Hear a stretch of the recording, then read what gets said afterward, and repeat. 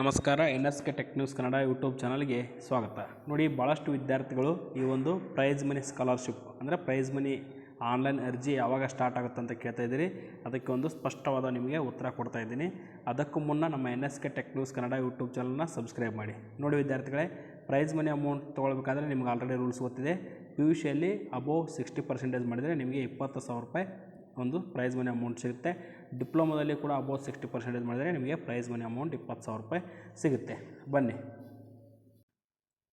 ನೋಡಿ ವಿದ್ಯಾರ್ಥಿಗಳೇ, ಇಲ್ಲಿ ಪ್ರಶ್ನೆ ಕೇಳಿದ್ವಿ. ನಮಸ್ಕಾರ ಸರ್, ನಿಮ್ಮ 2023-24ನೇ ಸಾಲಿನ ಒಂದು ಪ್ರೈಸ್ ಮನಿ ಸ್ಕಾಲರ್ಶಿಪ್ ಅಥವಾ ಪ್ರೈಸ್ ಮನಿ ಅಮೌಂಟ್ ಯಾವಾಗ ಸ್ಟಾರ್ಟ್ ಆಗುತ್ತೆ ಅರ್ಜಿ ಅಂತ ಕೇಳಿದ್ವಿ.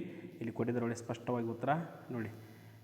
2024ನೇ ಸಾಲಿನಲ್ಲಿ ಉತ್ತೀರ್ಣರಾದ ಮೆಟ್ರಿಕ್ ನಂತರದ ಪ್ರೋತ್ಸಾಹಧನದ ಅರ್ಜಿಗಳನ್ನು PUC 3 ಪರೀಕ್ಷೆಗಳು ಮುಗಿದ ನಂತರವೇ ಆಹ್ವಾನಿಸಲಾಗುವುದು. ಹೆಚ್ಚಿನ ಮಾಹಿತಿಗಾಗಿ ದಯವಿಟ್ಟು ನಮ್ಮ ವೆಬ್ಸೈಟನ್ನು ಪರಿಶೀಲಿಸಿ ಅಂತ ಕೊಟ್ಟಿದ್ದಾರೆ. ಇದರ ಅರ್ಥ ಏನಪ್ಪ ಅಂದರೆ, ನೋಡಿ ವಿದ್ಯಾರ್ಥಿಗಳೇ, ಈಗ ಈ ವರ್ಷದಿಂದ 2023-24ನೇ ಸಾಲಿನಿಂದ PUC ಸೆಕೆಂಡ್ PUC 1 ನೋಡಿ, second PUC 1, second PUC 2, second PUC 3 ಅಂತ 3 ಎಕ್ಸಾಮ್ಗಳನ್ನು ನಡೆಸಿದ್ದಾರೆ. ಈಗ ಆಲ್ರೆಡಿ ಸೆಕೆಂಡ್ PUC 2 ಎಕ್ಸಾಮ್ ಮುಗಿದಿದೆ, ರಿಸಲ್ಟ್ ಕೂಡ ಬಂದಿದೆ. ಇನ್ನು ಸೆಕೆಂಡ್ PUC 3 ಎಕ್ಸಾಮ್ ಒಂದು ಬಾಕಿ ಇದೆ.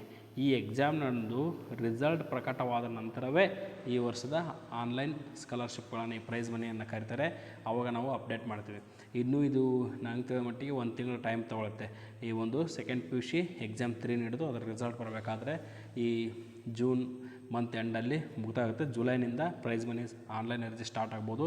ಆವಾಗ ನಾವು ನಮ್ಮ NSK tech news Kannada YouTube channel update ಮಾಡ್ತೀವಿ ಅಂತ ಹೇಳ್ತಾ, thank you for watching this video.